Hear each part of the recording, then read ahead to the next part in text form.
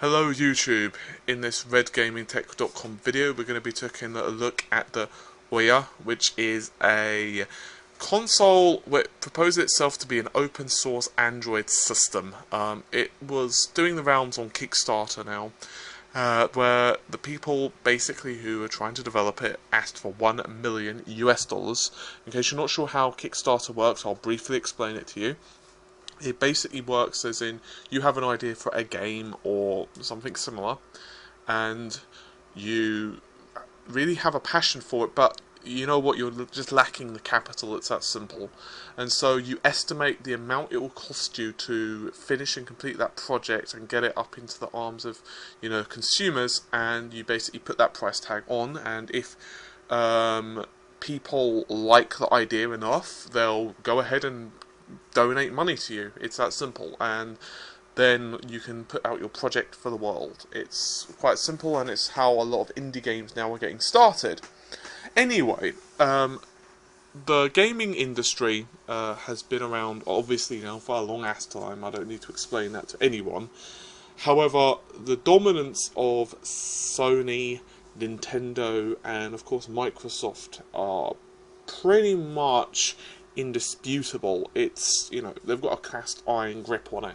Now, you can argue all day long who the better manufacturers of the consoles and which games you prefer, and not every generation one console might win after the other, but the point being that there is kind of a stranglehold on the market.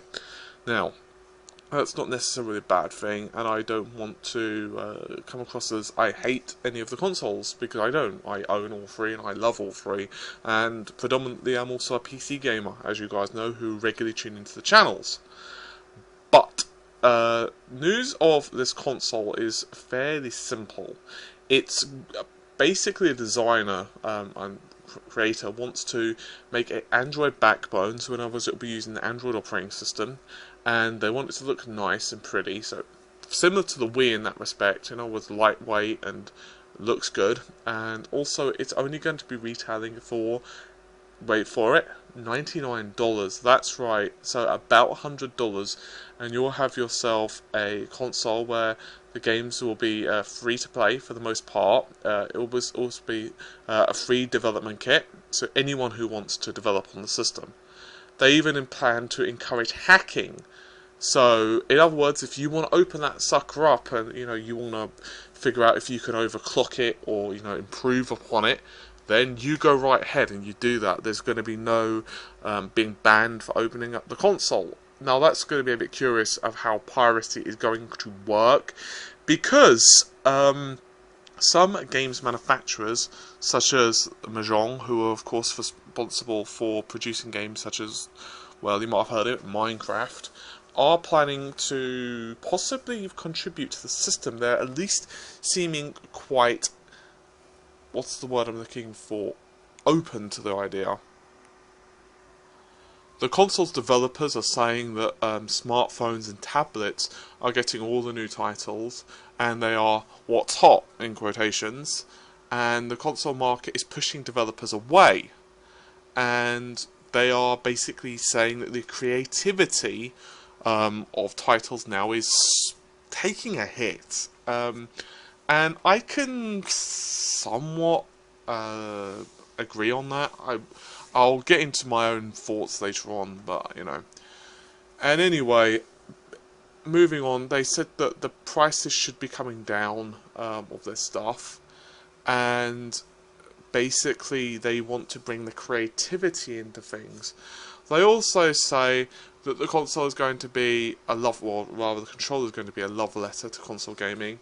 It has everything you've learned to love: fast buttons, triggers, laser precise analog sticks, which of course some games really love, and a good D-pad, which in certain games of course is still really required. And there's also a touchpad for games who are making the trek from mobile or tablet to your TV. Now, of course, that's quite important.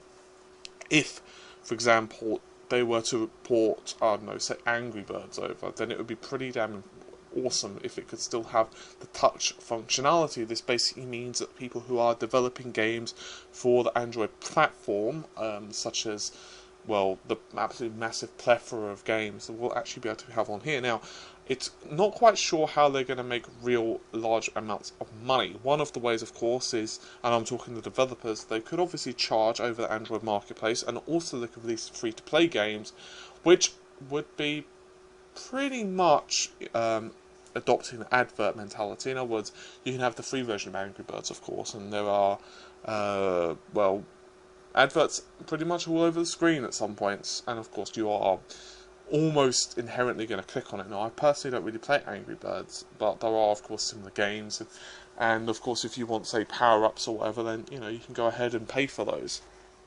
Either way, no matter which way you look at it, I think it's quite an interesting idea. It also, of course, will support microtransactions and so on, but the idea is to actually bring new developers into the whole fray of games development. So in other words, they want to wrangle, if you will, the control from people such as EA, Microsoft, Activision, Sony, and various other big, you know, well-known brands, and they instead want to put it on the hands of perhaps you and I. So in other words, you know, if you and your friend Tommy have a great idea for a game, well, you go right ahead and you can maybe put something together and you can maybe see it on the Android marketplace, and, you know, potentially you could make yourself a hit. This is, of course, similar to how it used to be back in the 80s and to a lesser extent the 90s, where a lot of bedroom programmers used to be around and putting together really awesome ideas for games. And, you know, a lot of really big development studios were put together because of this. It's as simple as that. You know, some of the really big ones now started off as small bedroom developers, and they, you know, they got some backing behind them because their games did really well. And, well, you have your companies now. Obviously, some of them have fallen along the wayside, unfortunately. You've got companies such as Bullfrog, not that they've been around, not they were around, shall I say, you know, since the beginning or anything, but, you know, you've had those who produce really incredible, innovative games, and unfortunately, they've just got bought out by Electronic Arts. And I don't hate EA. I know some people absolutely despise them, but I'm not one of those people. But I do dislike the fact that they've not continued games such as, well, let's go with Dungeon Keeper, Magic Carpet. I've spouted on about those games previously in the channel, and I do absolutely adore those titles. Excuse me, guys, just getting a drink. Now, if we can bring a birth to more of those games, then I'm all for it. However, I do not want to sound like I'm coming down on the side of, you know, the small guy, the little guy, and, you know, screw the, you know, corporations. So that's not what I'm saying at all. I personally would not want it to, you know, replace the Xbox 360 or 720 or, you know, my expensive gaming system. I think it would just be a nice springboard for new developers to pop up and maybe drag some innovation back in. I'm just hoping that the ideas will maybe kind of kickstart, if you will, if you excuse the pun, some ideas with Microsoft and so on. Maybe they'll help open up their consoles. I don't necessarily know if it will. I think they're probably a bit too stuck in their ways for that. But maybe, depending upon the success of these guys, and who knows, maybe it'll bring about some other consoles. Bear in mind, back in the 70s and 80s in particular, there were a lot of consoles out, and this goes, of course, for home systems as well. Back in the day, there wasn't just a Windows and Linux and, say, Apple. There were a lot of systems, and of course some of them were basic, and by basic I mean, you know, the operating system basic. I'm not talking about basic as in they were simple, even though they were, but you know, there were a lot of systems about. Of course, there were some really big ones, such as, say, the Spectrum and the CPC 464, and of course the Commodore 64.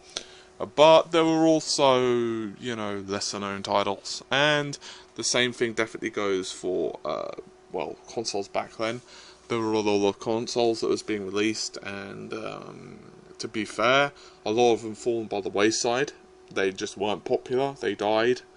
And of course there were a lot more consoles being released from each manufacturer.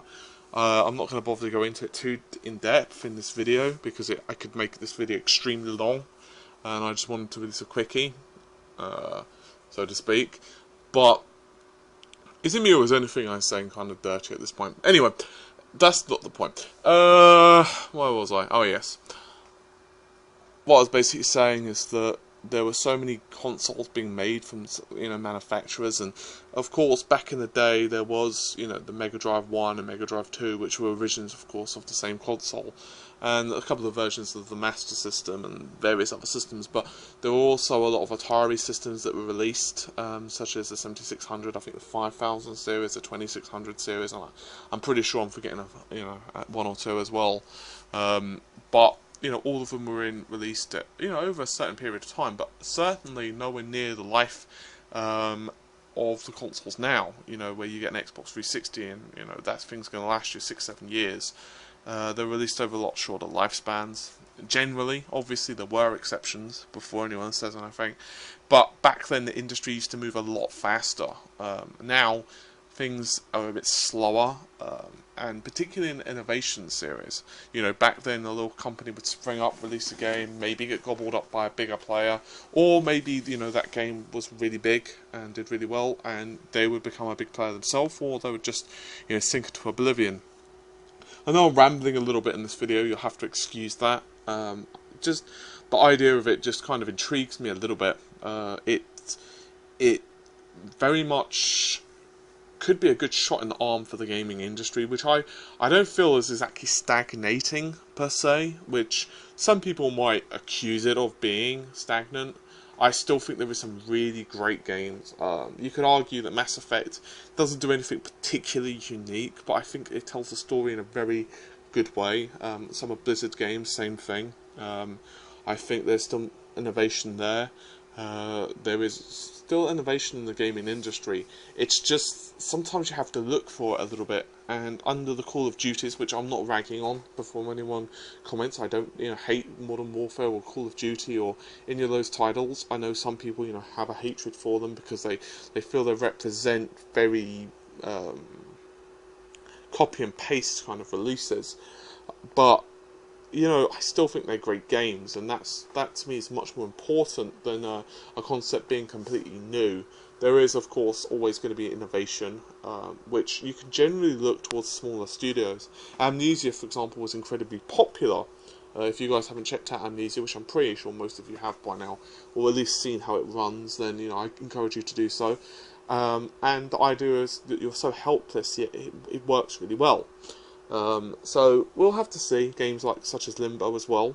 Another, of course, indie game, very, very well done. The graphics style, you can almost be put off for a moment if you're expecting vibrant 3D graphics. Instead, you're presented with this almost chalk-like effect. It's 2D, but looks very beautiful. I'd heavily encourage you to check out Limbo if you've not. I think we've got a video on that on the channel. I'm not 100% though. We've done so many videos, it's really hard to keep track. Anyway, guys, I'm possibly going over the beaten path. I will be keeping up to date with this, however. Not just from a technical perspective, which of course our channel really does pride itself in, but also for the fact that it really helps me remember a lot of my childhood. And bear in mind, I was really young when a lot of these consoles were released. I was exceptionally young even when the Master System was released, but I still owned a lot of the old consoles as legacy things that my parents just kind of got me here and there. So anyway, if you guys would be so kind, comment, let me know your thoughts. What would you actually want on this system? Obviously, we're going to be seeing, you know, Android Marketplace games, but what are your actual hopes of what it does to the gaming industry? Or maybe you're not keen on this. Maybe you're more thinking, you know what? I don't dislike the idea per se, but I don't really want, you know, another competitor. I think, you know, the current ones are fine, and that's all. I just wish, you know, the current guys would, as in EA, would, you know, pull their finger out a bit more. Maybe you just like the games how they are now. So just let me know below. And obviously, if you head on over to redgamingtech.com, there will be articles on this as and when we hear things, and also you can check out forums and so on. So anyway, this was just a little bit of thoughts and ramblings by myself. So take care of yourselves, guys, and bye for now.